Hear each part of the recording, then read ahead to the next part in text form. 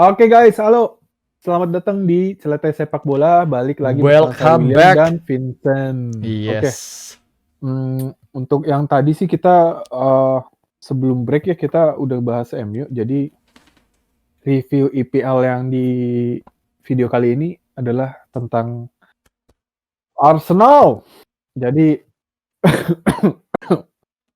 Abis menang. akhirnya teman saya udah Abis bisa menang. ada Sumpah gue senyuman ya di muka lu ya.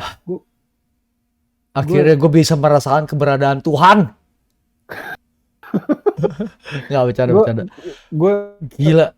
jarang lihat lu tersenyum loh, maksudnya akhir-akhir ini gitu. Finally ya bro.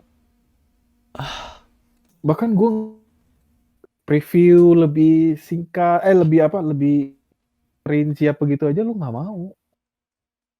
Gila. Padahal hasilnya bagus banget. Gue juga nonton. Gila ya. Hah? Yes!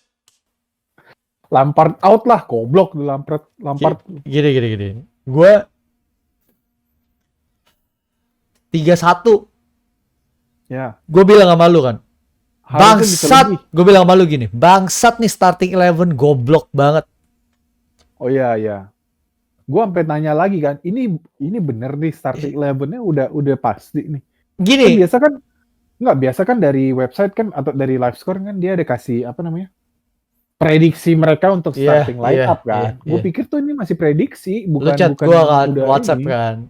Iya. Gue bilang, wah lu ngamuk. Gue bilang anjing gue gak mau nonton, males gue. Dan lagi-lagi jempol ini. Nyalain. Gue lumayan kaget sih. Gini loh. Dia actually gue gak masalah dia orang mainin siapa kecuali 2 orang.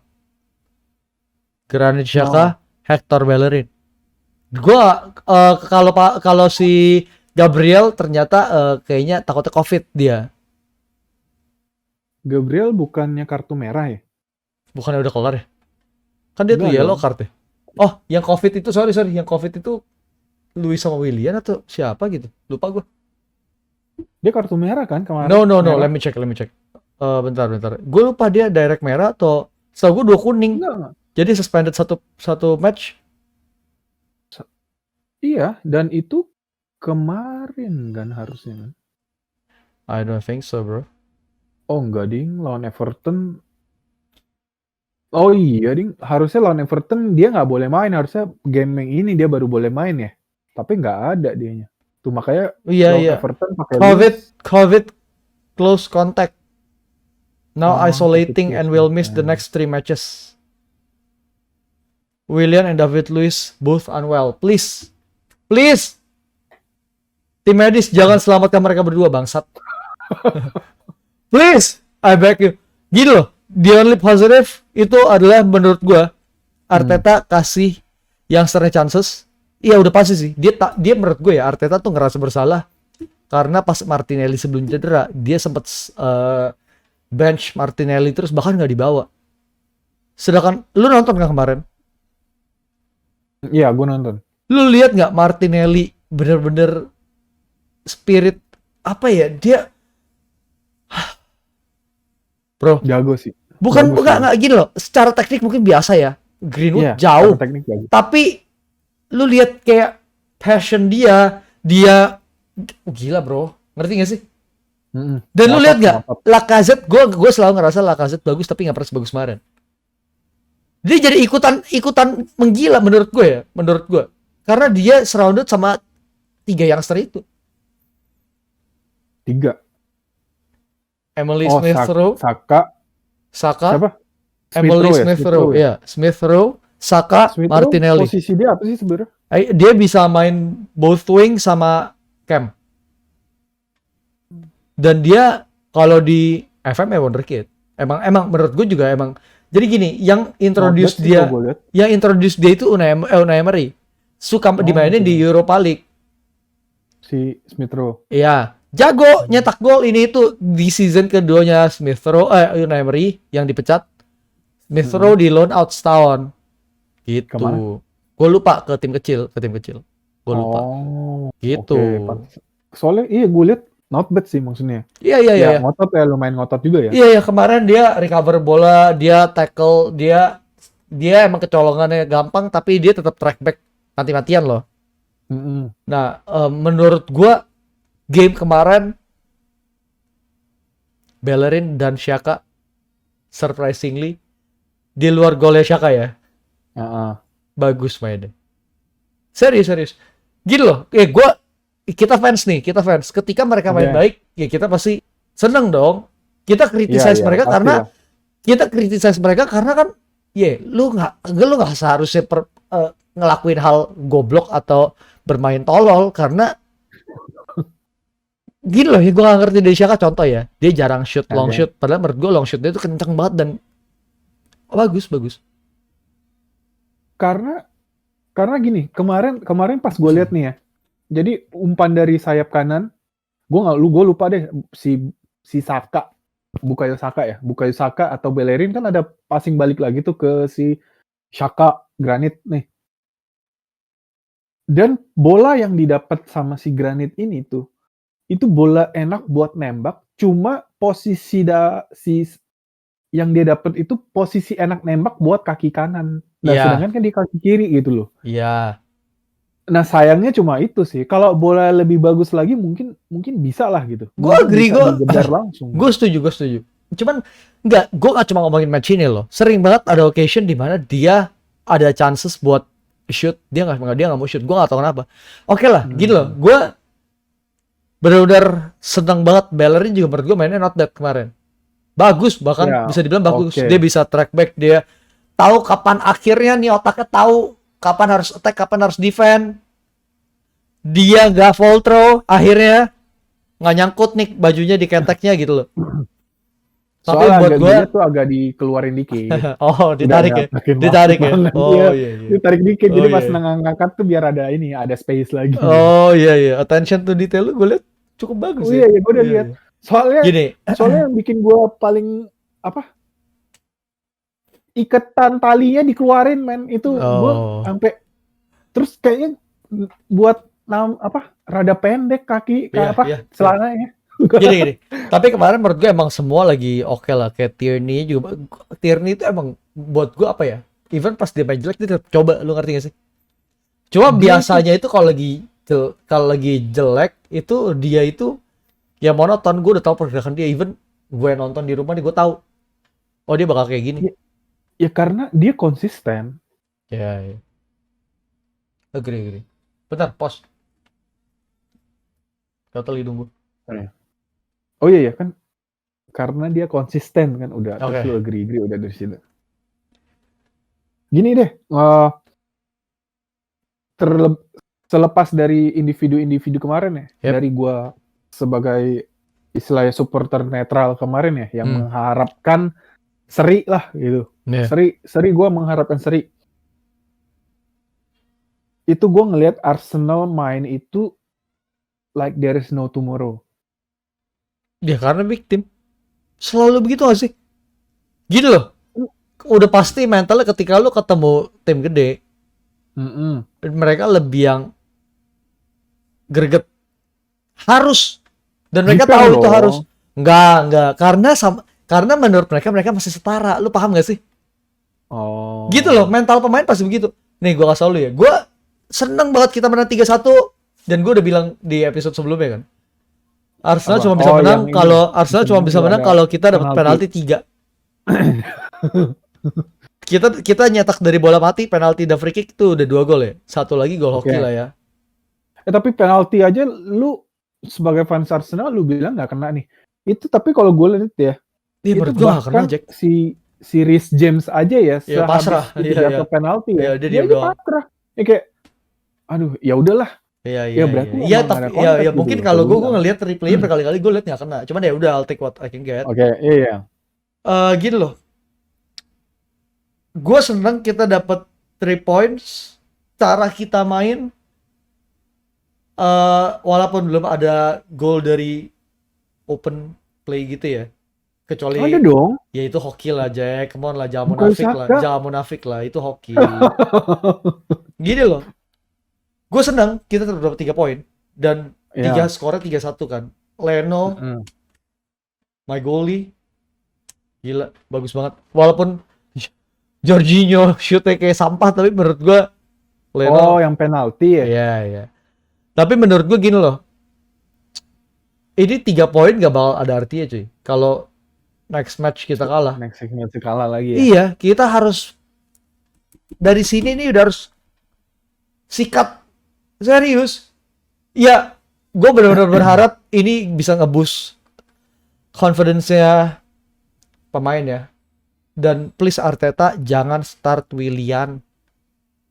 Gue gak bohong, Jack. Ini balik lagi ya, kalau gue bilang ya. Nggak, sorry, bentar, sorry gue cut dulu. Gue cut dulu, Will. Oke. Menurut gue kalau lawan MU performance-nya masih di bawah itu lah. Kalau buat gue ya. Performance kita lawan tim MU waktu itu ya, benar-benar secara kolektif jauh lebih jago gitu. Semuanya, sampai midfield-nya menurut gue perfect banget. Kalau kemarin tuh... Beda strategi nggak sih? Beda. Tapi ingat, kemarin tuh kita belum ada Auba, kita nggak ada Thomas Partey, bro. Ya. At least kita masih kehilangan 2 pemain terbaik kita. Back-nya juga belum ada Gabriel. Pablo Mari oke sih dia. Pablo Mari oke. Cuman menurut gue apa ya? Ya penaltinya ya salah sih. Penaltinya tetap salah sih menurut gue. Itu bad decision. Cuma kan itu gimana ya? Itu bola 50-50 sih kalau gue bilang ya. Tapi tetap lu di box lu makan begitu. Harusnya jangan dimakan ya. Iya. Lu bayangin aja gitu. Iya, di joki aja. Cuma gini loh, ya udahlah, since itu juga nggak masuk, dan menurut gua overall even kalau itu kejebolan dia oke, tetap oke menurut gua mainnya. Oke, dia kalau menurut gua dia paling si Paulo Mari paling bagus itu di saat dia ngefoulin si Kovacic dari tengah aja ya. Nah, iya. Nah, yang kayak gue bilang sama lu, komentator Liga Inggris kemarin itu bilang, wah itu tolol, itu tackle yang sangat bodoh lah, intinya kayak gitu. Bad decision making. So stupid katanya. Menurut gua gini loh, kita harus tahu kapabilitas defender teammates kita gitu. Kita punya center back gak bisa lari, Jack, belakang Timo Werner sama Tammy Abraham, bos. Sekarang gini sih, kalau menurut gua ya, kita kan ngelihat dari perspektif TV kan. Iya. Yeah. Kalau komentator sana kan mungkin dia bisa ngelihat satu lapangan ya. Iya. Yeah. Gua nggak tahu sih ya. Iya, yeah. Harusnya sih di sana dong karena dia komentator kan gitu, harusnya dia ngelihat satu lapangan ya. Iya, benar. Tapi kalau dari perspektif TV, itu si Kovacic itu udah ngelewatin semua lini tengah tuh udah dilewat sama dia. Iya, that's why. Jadi sisa back gini, gitu. Ada orang bilang, iya tapi kan Kovacic tuh nggak bisa lari. Iya, back gue juga gak bisa lari, bangsat. Sama. Gitu loh. Jadi maksud gue, intinya buat gue, it's a very good decision. Karena gitu loh, Arsenal tuh sering banget ngejoki pemain kenceng, end up digocek-gocek sampai kotak penalti, baru disikat, penalti juga ujungnya. Jadi sikat sekarang yellow card, it's okay. Betul. Sekarang juga gini loh, kalau orang bilang si Kovacic nggak bisa lari ya, kita nggak usah munafik deh. Istilahnya udah lewat nih, sisa 3 kan berarti. Otomatis kan sisa Tierney, Mari sama si... No, sorry. Kemarin bahkan gak ada Tierney, Will. Tierney tuh lagi agak naik. Oh ya udah berarti udah lewat. Sisa si Mari sama si... Iya. Si... Holding. Si Holding dong. Iya. Dan 2 itu kan ada Tammy kan. Yep. Lu mau si Kovacic seberapa nggak bisa larinya ya? Kalau 3 lawan 2, iya, dari lu mau ambil chance itu? Iya. Itu poin gue tuh, jangan ambil chances yang mendingan jangan risk hal aneh-aneh lah. Sikat gitu loh. Bagus kok. Iya. Bagus itu. Keputusan yang bagus. Nah, buat gue intinya I don't wanna get carried away gitu loh, kayak pokoknya kita harus, gue senang kita dapat 3 poin, tapi kalau kita kalah lawan Brighton di kandang mereka, ya pointless. Buat apa? Mendingan kalah ini menang itu, ya sama aja kan, nggak ada bedanya gitu loh. Harusnya sih bisa menang ya. Brighton lagi turun banget. Terakhir kita kalah. Oh iya, yang itu kan yang si Guendouzi-nya ini kan. Nekek si siapa, Mopai kalau nggak salah. Ya. Dari situ gue seneng, gue bener-bener wah. Tapi gue takut gue terlalu senang melebihi. Lu ngerti gak sih? Gue bener-bener udah gak berani naikin standar ekspektasi gue terhadap pemain maupun permainan Arsenal gitu. Kayak karena Pak, kecewanya berbulan-bulan, bos. Gue tahu. Gila, Jack. Lalu gini, lu lihat gak? Untuk apa ya namanya? Untuk pundit atau si komentator live di Inggris itu pro Chelsea nggak sih? Iya. Bukan dalam arti kata pro Chelsea ya. Kayaknya tuh mereka mau Chelsea menang. Lampard sebagai head coach. Apa namanya ya? Sebagai head coach. Jadi itu iya. Gua jadi sebagai apa ya? Primadona Inggris. Iya. Coach Inggris. Jadi tuh wah, iya mereka sukses. Kelihatan iya kok. Kelihatan cara ngomongnya gitu loh. Cara ngomong komentator ya pundit-pundit tuh juga pada ngomong tuh kayak apa ya? Dia orang tuh seakan-akan tuh kasih poin lebih ke Chelsea ketika Chelsea ngelakuin hal biasa aja. Tapi ketika Arsenal ngelakuin let's say tackle-nya Pablo Mari yang menurut gue bagus, mereka langsung anjing-anjingin. Hal-hal kayak gitu loh. Maksud gue. Oh iya. Well, itu nggak sejelek itu gitu. Iya. Nih, kemarin gue sebagai netral nih ya, gue ngelihat kemarin formasi Lampard yang paling bikin gue bingung itu adalah Tammy Abraham tengah, di kanan Pulisic, di kiri Timo Werner. Sedangkan lu ada Hudson Odoi. Hudson Odoi itu selalu gue hina-hina lah, tapi kemarin mainnya bagus banget, parah. Odoi buat gue Odoi itu cukup promising di Chelsea. Tapi menurut gue ya, kesalahan yang paling besar yang Lampard lakukan nggak masukin Olivier Giroud. Serius. Giroud itu menurut gue kadang setelah gue pikir gitu. Oke. Gue sebagai musuhnya Chelsea, gue pengen dia mainin kayak Havertz. Gue nggak pengen dia mainin Giroud. Karena kayak Havertz tuh menurut gue masih Tapi kalau Giroud itu tipikal pemain yang dia bisa nge-link up bola ke dia nih. Bukan cuma nggak putus. Gitu. Dia punya touch tuh masih oke. Bisa langsung dipantul. Lu lihat nggak Timo, aduh. Timo sama Tammy deh, touch-nya lu bayangin parah banget. Lu inget gak yang kemarin di passing, Tammy lagi lari terus kena kayak back heel-nya Tammy, boleh mentok ke atas lah, nggak jelas banget. Serius, nggak jelas banget. Sama si Timo yang bolanya ke kiri terus dia kayak apa? Dia pakai mau dribble. Iya, dia kayak mau gocek ke kiri. Akhirnya bolanya dibawa out. Iya. Ini apa? Ya ampun. Iya. Itu parah. Cuma makanya menurut gua kalau seandainya lu bayangin kalau dia mainin Giroud itu buat gue jauh lebih serem. Karena Giroud tuh tipikal striker yang lu kasih bola apapun bisa dimakan sama dia. Gini, kalau gue mau bilang ya, kalau lu mainin Giroud ya kita kan bukan Lampard ya, bukan pelatih profesional gitu ya. Tapi kalau kita dari yang sebagai pengikut bola doang ya, Timo Werner itu bukan kiri.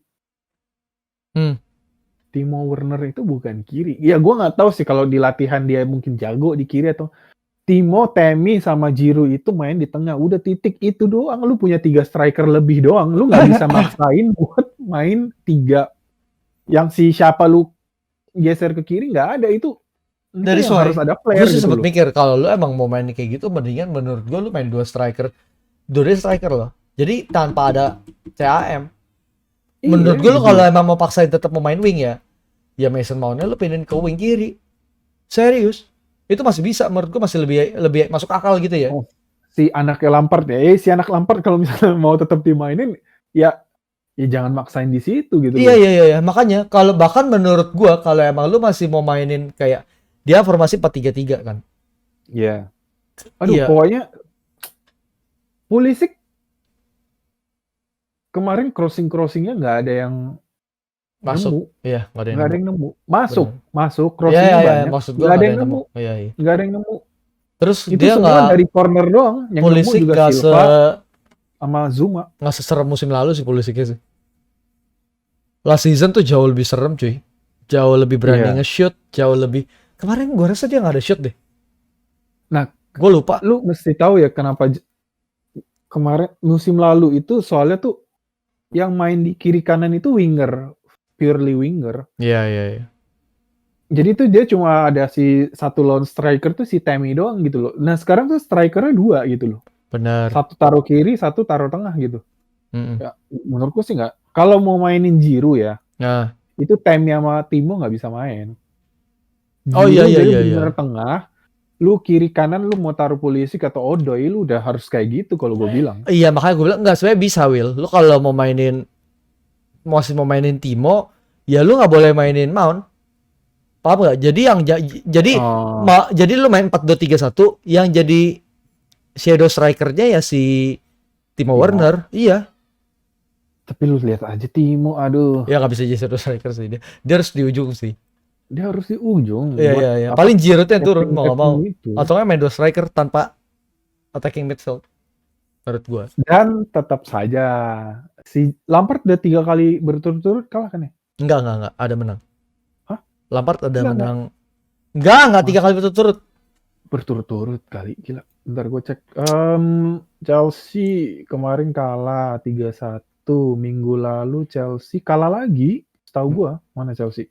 Oh enggak, ding, menang. Chelsea loh, West Ham menang 3-0. Oh iya. Minggu lalu lagi Chelsea kalah Wolves 2-1 sama kalah Everton 1-0. Oh iya, bukan 3 kali berturut-turut ya.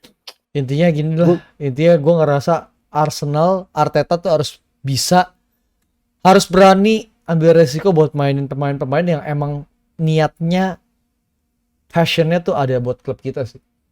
Serius. Jangan mainin pemain mediocre yang lebih ternama tapi mainnya tolol gitu ya, tolong lah.